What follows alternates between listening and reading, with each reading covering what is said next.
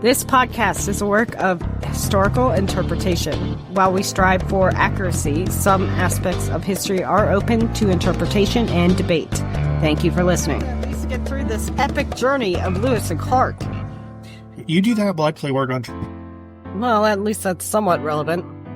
This episode is called Charting the Unknown, the epic journey of Lewis and Clark. So we're going way back in time. Well, farther back than we've been recently. Let's talk about the visions of Jefferson. So Thomas Jefferson was the third president of the United States. He was a polymath and a visionary. But Jefferson also dreamed of westward expansion even before he entered the White House. A polymath, like I said, is a person with expertise or significant knowledge across a wide range of subjects. Polymaths are skilled in multiple disciplines, often excelling in science, art, literature, mathematics, and philosophy. And what musical instruments did he play? I think he played violin, actually. And? I don't know. Should I know? I know violin. What was the other one? A lot. They are known for their ability to connect ideas from different fields to innovate and solve complex problems. A polymath embodies the Renaissance ideal of a universal person who seeks to understand and master various domains of human knowledge. And Jefferson is one of those men, historically, that were known as, quote-unquote, a Renaissance man. The Louisiana Purchase of 1803 doubled the size of the United States. And this was the catalyst for the epic journey of Lewis and Clark. What lay beyond the Mississippi was largely unknown to European Americans. Notice I said European Americans, because there were obviously people living there. The Louisiana Purchase, finalized in 1803, cost the United States $15 million. This included the acquisition of approximately 828,000 square miles of territory from France. This effectively doubled the size of the United States at the time. When you break it down, $11.25 million was paid directly to France, while $3.75 million covered the assumption of French debt owed to U.S. citizens. In today's dollar, the cost is roughly $340 million, making it one of history's most significant land deals. This purchase was about 4 cents per acre, an extraordinary bargain for such a vast amount of land, at least monetarily wise. Jefferson's goal for the expedition was ambitious. He tasked the Corps of Discovery, which was a special unit established in the U.S. Army, with exploring and mapping the new territory, finding a water route to the Pacific, the elusive Northwest Passage, and establishing trade and diplomatic relations with indigenous tribes that occupied the area and had for thousands of years. And then they got their house bought. Right from underneath them. So I have a quote from Jefferson's letter that he wrote to Meriwether Lewis, the Lewis of Lewis and Clark. This quote is, "The object of your mission is to explore the Missouri River and such principal streams of it, as by its course and communication with the waters of the Pacific Ocean, may offer the most direct and practicable water communication across this continent." So he really wanted to find a way to get from the east to the west, from the Atlantic Ocean to the Pacific Ocean, by water. It did not work. Spoiler alert. There is no Northwest Passage.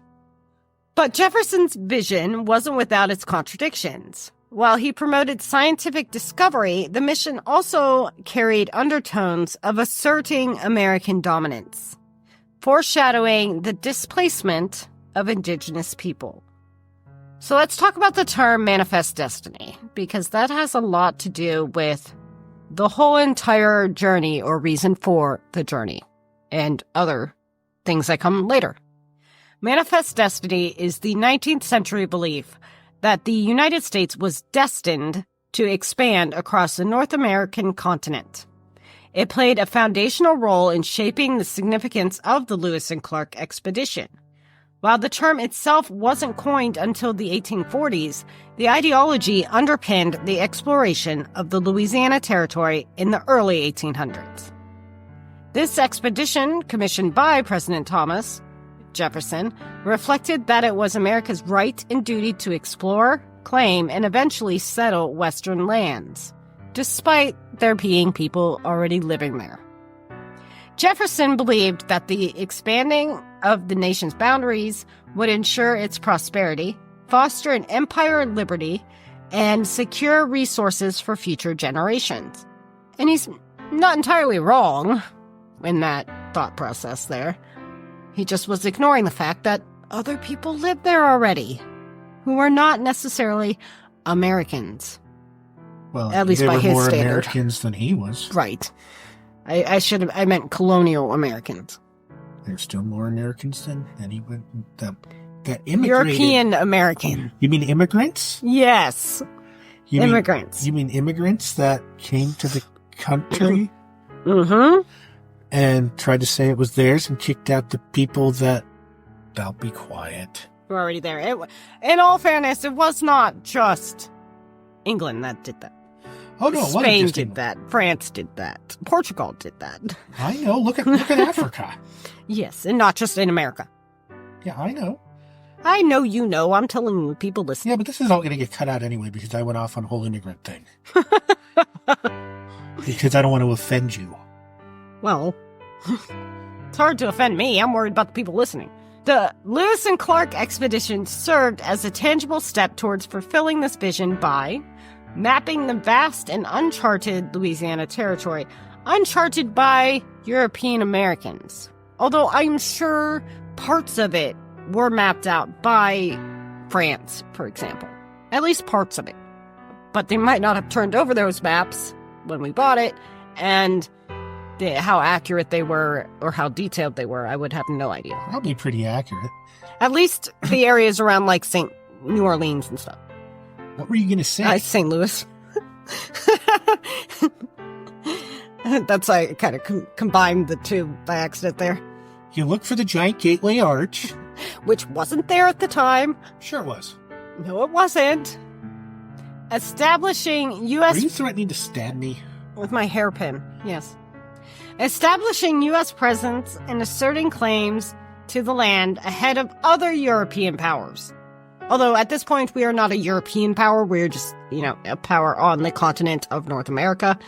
So we wanted to assert the claims to the land before England decided to, or Spain, even though we bought it from France and there were people living there already. They also wanted to engage with the indigenous tribes, often under the guise of diplomacy, paving the way for future settlement and trade, though it later led to displacement and cultural disruption for these communities. In essence, the expedition was an early chapter in the story of Manifest Destiny, laying the groundwork for westward expansion while highlighting the conflicts and contradictions inherent in that ideology. So let's talk about the team that is going to lead this journey. Jefferson selected Meriwether Lewis, and how often do you hear people being called Meriwether anymore? That is awesome. Love that name. I think it's great. I just love it. You don't hear it very often. I think it's great. Meriwether Lewis was Jefferson's private secretary.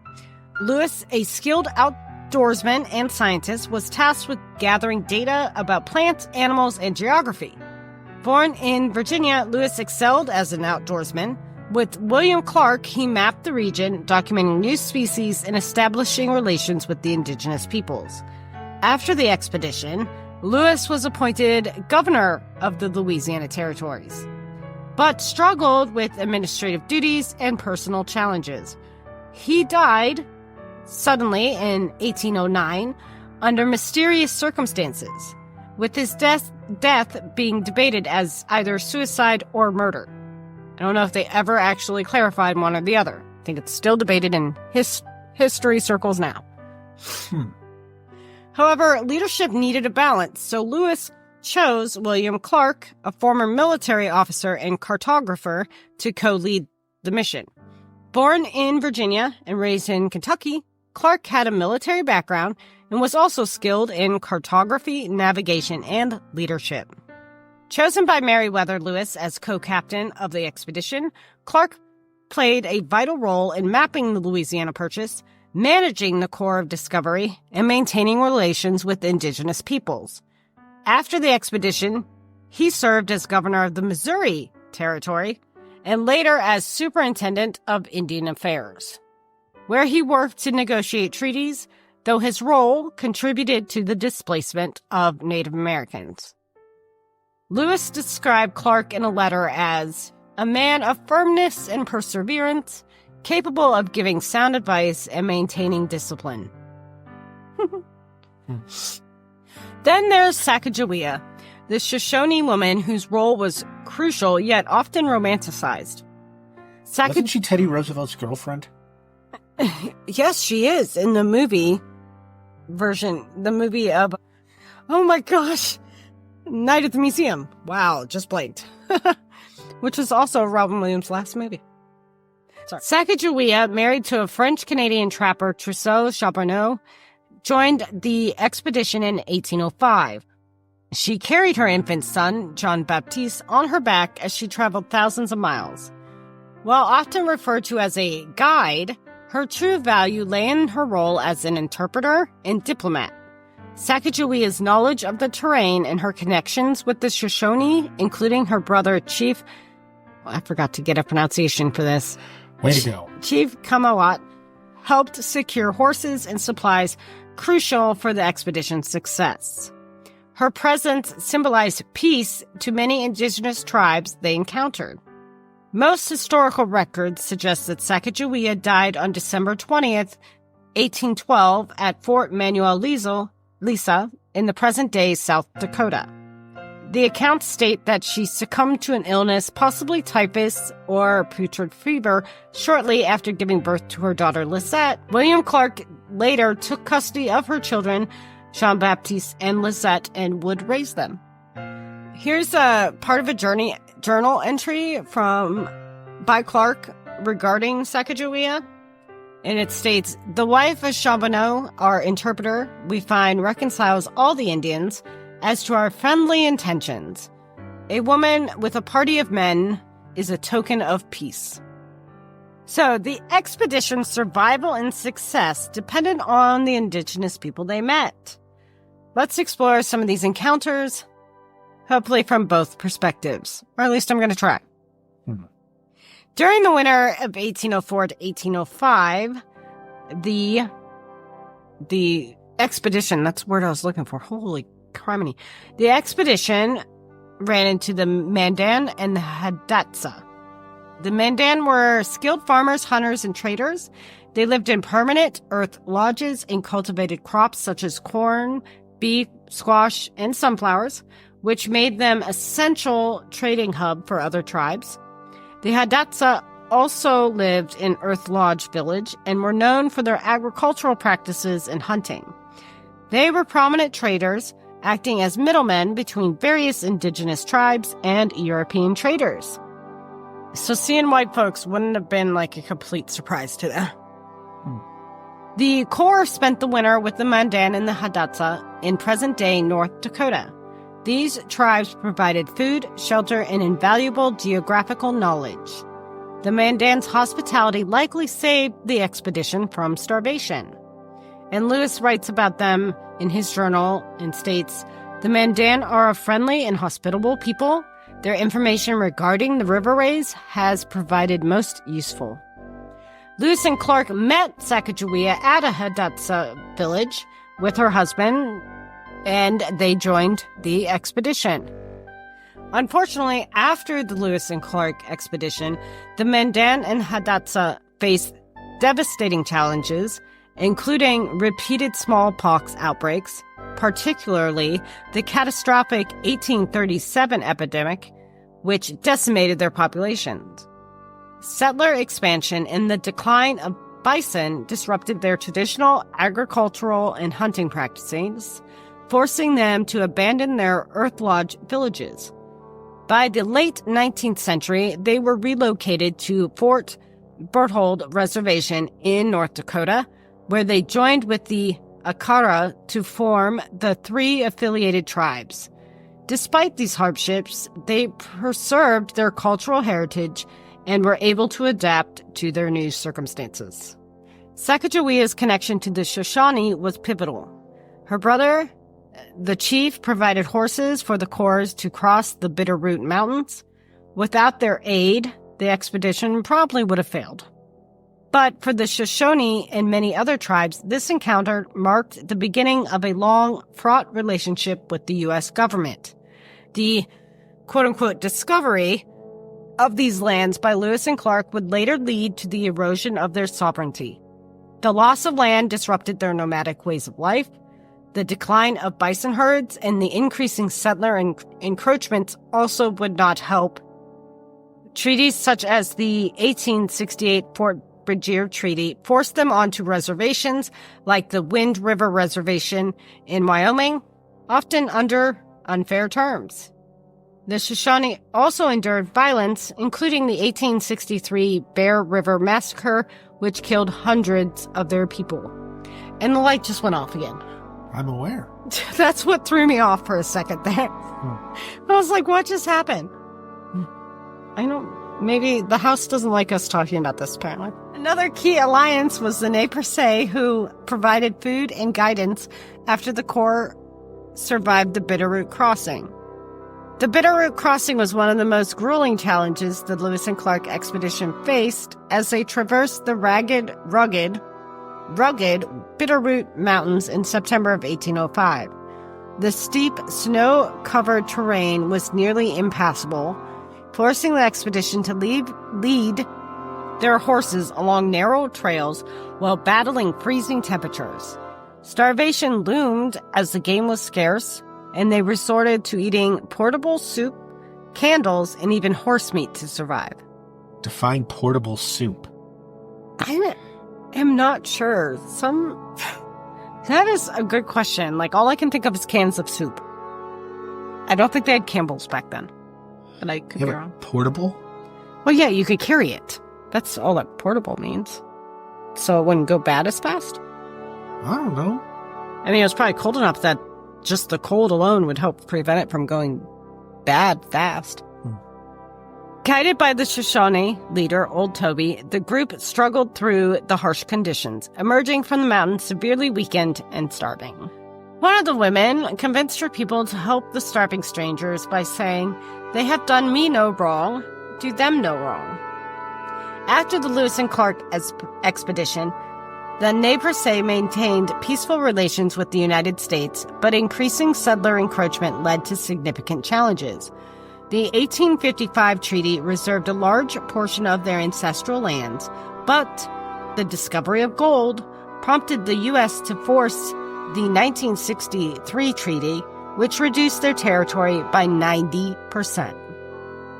This led to the This decision led to the Nez Perce War of 1877, where non-treaty Nez Perce, led by Chief Joseph, resisted relocation and undertook a 1,400-mile retreat towards Canada. Despite their resilience, they surrendered just 40 miles from safety and were forcibly relocated to the harsh reservation far from their homeland. In the 1880s, some Nez Perce could return to the Pacific Northwest, but not to their original lands. So I feel like all these tribes were probably like, why did we help these people? Not all encounters with the expedition and the indigenous people were peaceful. Some tribes, such as the Teton Sioux, saw the Corps as invaders, imagine that, and resisted their advances. The Teton Sioux, or Lakota, viewed the Lewis and Clark expedition as a threat and resisted their advances through their territory along the Missouri River in September of 1804.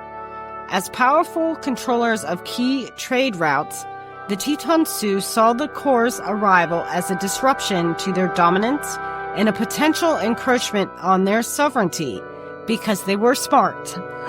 and thought there's consequences that could possibly happen in the future. Not saying others were dumb. I'm just saying they thought about possible consequences. Tensions escalated when the Sioux, led by Chief Black Buffalo, demanded tribute for passage, and one leader, Partisan, attempted to detain the Corps by seizing their boats. Weapons were drawn and violence seemed imminent, but diplomacy ultimately diffused the situation. Unlike tribes farther west, who had limited exposure to U.S. expansion, the Sioux were already familiar with its disruptive effects and were determined to protect their land and autonomy. This encounter, one of the most dangerous of the expedition, foreshadowed future conflict between the Sioux and the U.S. government as the tribe continued to resist American expansion into their territory. The expedition faced unimaginable challenges: treacherous river rapids, bitter winters, and near starvation. The Missouri River posed constant difficulties with its strong currents, shifting sandbars, and hidden snags. The Great Falls of Missouri required a grueling 18-mile portage over rough terrain, taking nearly a month just to get past it. The Columbia River was treacherous, with hazardous rapids like Celio Falls and the Dallas threatened to capsize their boats. The Dallas from Oregon Trail? I think so. Dalles. Dallas. I don't know. Sounds like Oregon Trail. Shallow waters and twisting routes on the Jefferson River added to their struggles, especially as they approached the Continental Divide and had to navigate rugged mountain passes as well. After their harrowing Bitterroot mountain crossing, the swift and rocky Clearwater River challenged the exhausted crew yet again. However, they were able to make groundbreaking discoveries, at least in terms of European discoveries. They cataloged over 300 species of plants and animals, including the grizzly bear, prairie dogs, and cottonwood trees. Clark's maps, drawn with remarkable precision, became invaluable to future explorers. The records also documented indigenous cultures, though often from a Euro-American perspective, offering invaluable insights into their way of life, diplomacy, and response to the expedition. One poignant moment was reaching the Pacific Ocean, finally, in November of 1805. Clark simply wrote in his journal, "Ocean in view. Oh, the joy." And what's remarkable about this is he spelled ocean as O-C-I-A-N. Anyway, he was considered educated. I was But, I mean, modern day. you're right. I know. But I'm saying, like, he was literate. He could read. He could write. He was educated, especially in this time period. But even the triumph of getting to the Pacific Ocean was bittersweet, because the Northwest Passage, a direct water route to the Pacific, did not exist, rendering one of Jefferson's primary goals unfulfilled, because it just wasn't there. The Lewis and Clark expedition took approximately 18 months to reach the Pacific Ocean. They began their journey on May 14th, 1804, departing from Camp Du Bois near St. Louis, Missouri, and reaching the Pacific at the mouth of the Columbia River on November 15th, 1805. The return journey, because nobody ever thinks about it, they had to get back. It wasn't like you could just hop on an airplane and be like, hey, I survived. The return journey of the Lewis and Clark expedition took only 6 months, which is, like, mind-blowing to me. 18 versus 6 months. Granted, they were taking their time, like, on purpose, I think, getting out there. And that was from March 23rd to September 23rd, 1806. It's significantly faster than their 18-month trek to the Pacific. Part of this reason was because they were traveling downstream on rivers like the Missouri and using their established knowledge that they gained on the way out of the terrain to make the journey easier, like fixing their mistakes that they had done on the way out. The Corps also carried fewer supplies, were able to plan for more favorable weather, and focused on efficiency. However, challenges still remained, including the occasional conflict such as the skirmish with the Blackfeet and risk of splitting into smaller groups to explore different routes. Despite these obstacles, the return trip was smoother. So let's talk about the skirmish with the Blackfeet. This occurred on July 26, 1806, near present-day Montana, during the return leg of the Lewis and Clark expedition. As part of their exploration, Meriwether Lewis had split from William Clark to map the northern reaches of the Louisiana Territory along the Meriwether River. Lewis's group encountered a party of 8 Pigeon Blackfeet, a subgroup of the Blackfoot Confederacy, which was a powerful and territorial tribe deeply invested in controlling trade networks. They attempted to establish friendly relations. Lewis offered peace medals and explained that the U.S. government's plans to trade with the other tribes, including the Blackfeet, rivals like the Crow. However, the Blackfeet grew suspicious, perceiving this as a threat to their trade dominance and alliances. The following morning, the Blackfeet attempted to steal the expedition's guns and horses, prompting a violent confrontation.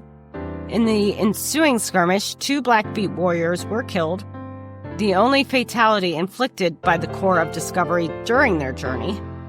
Fearing retaliation, Lewis and his men fled, covering over 100 miles in a single day to escape. That's a lot of miles. It's called running. I think they were on horseback. Oh, well. It's called galloping. As fast as possible. This incident damaged any potential for peaceful relations between the U.S. and the Blackfeet, who remained deeply distrustful of American explorers and settlers, contributing to future hostilities in the region. Well, yeah, you killed 2 of their people. I mean, yeah. And fled. I mean, not that I blame them for fleeing, but... The Lewis and Clark expedition is often celebrated as a monumental achievement in American history. And it is. I'm not denying that. But it opened the door to westward expansion, but at what cost? Today, Lewis and Clark are commemorated in schools, museums, and by the Lewis and Clark National Historic Trail, which spans over 4,000 miles. They are studied as crucial figures in the narrative of American expansion, though with a more nuanced understanding of their impact, particularly on indigenous peoples. Their expedition remains a powerful symbol of exploration, while also sparking discussions about the cost of the concept of manifest destiny and westward expansion. For indigenous people, the Corps of Discovery marked the beginning of a cascade of broken treaties, forced removals, and loss of life and culture. Historian Alvin Josephy described it as the first wave of a tide that would overwhelm the land and its original inhabitants. And also, historian Stephen Ambrose, in his book Undaunted Courage, reflects on the Corps of Discovery's impact on indigenous people by stating, "The Lewis and Clark expedition was the vanguard of American expansion that would ultimately destroy the cultures and autonomy of the Indian peoples they met.